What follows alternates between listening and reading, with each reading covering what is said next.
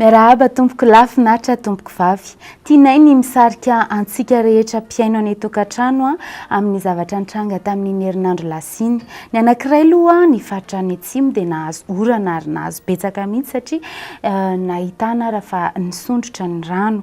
Ny etsakila indray nefa ny ilany atsinanan'i Madagasikara sy ny eto amin'ny faritry ny afovoantany dia maina tanteraka ary mbola hitohy aza izay amin'ity herinandro manaraka ity satria ny mandrafitra ny toetry ny andro dia saika alzay tsy maro toerana amin'ny ankapobeny dia ny faritra sisa mahazo orana daholo akoatra ny eto amin'ny faritry ny afovoantany sy ny ilany atsinanana.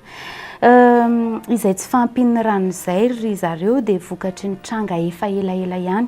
Sika matsy nazoto ny kapan'ny ala sy nanao tavy foana dia rehefa ritra izay ala izay dia rehefa avy ny orana dia lasa mikoriana fotsiny ny rano raha tokony hitsika izy raha mbola teo ny hazo dia ny hena noho izay ny tahirin-drano any ambanin'ny tany any dia tsy mahagaga mihitsy raha azo hitsahana zao hoe ny kiopa mipotra daholo ny vatovato rehetra.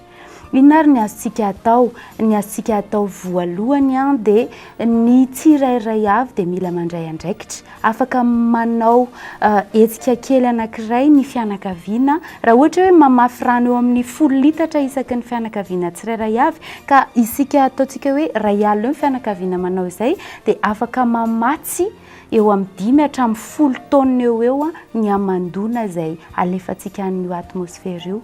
Zay no ela, zay no lava fa raha hiverina amin'ny toetry ny androntsika dia araka ny voalaza teo dia alzay tsy maro toerana atonony no mandrafitra ny toetry ny andro eto Madagasikara. Ny maripana dia tsy dia hiova firy mandritra ity herinandro ity fa mafana foana ny andro. Raha ho an'ny rapitsy manokana dia ahazo orana tandrifin-drahona ny any amin'iny faritra Haute-Matsiatra iny.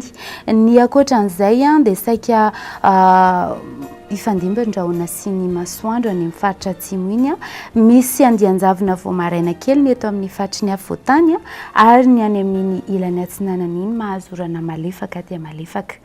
Ho an'ny tolakandro sy ny takariva dia mahazo orana tandrifin-drahona iray kotroka ny any Menabe sy atsimo andrefana ary ny any amin'iny faritra Haute-Matsiatra sy any amin'iny ilany Androy iny, ilany andrefan'ny faritra Androy.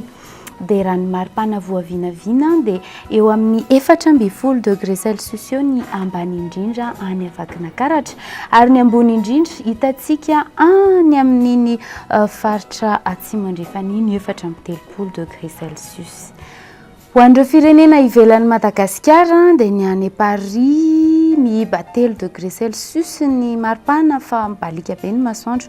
Ohatr'izay ihany koa ny any Milan mangatsiaka be fa mibalika masoandro, ny any Johannesburg, Nairobi dia mibalika hatrany masoandro, ny any Bangkok ho avy ny orana. Ho an'ireo nosy manodidina antsika ny any Maurice sy Seychelles no ho avy ny orana fa ny any Comores sy La Réunion dia ho maina ny andro.